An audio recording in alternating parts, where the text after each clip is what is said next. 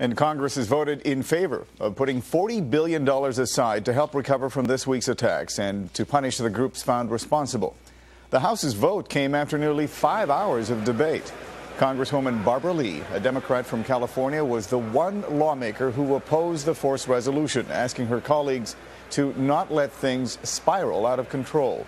The measure reaffirms the requirement that Congress must give its approval if the president wants to escalate the U.S. action to that of a declaration of war. The resolution authorizing military force was approved earlier by the Senate in a 98-0 vote. And meanwhile, representatives of Afghanistan's Taliban regime are warning the U.S. not to retaliate against their country. They say any such action would itself be regarded as an act of terrorism. ITN's Julian Mannion has more from Afghanistan's neighbor, Pakistan. Under mounting pressure, Afghanistan's Taliban regime replied to charges that the attacks on New York and Washington were coordinated from its territory. At a press conference in the Pakistani capital, Islamabad, turbaned diplomats claimed that chief suspect Osama bin Laden could not have done it because the Taliban do not allow him to communicate with the outside world. All communication means have been taken from Osama, like fax, internet facility, satellite, etc. And he is not able to contact with anyone elsewhere in the world.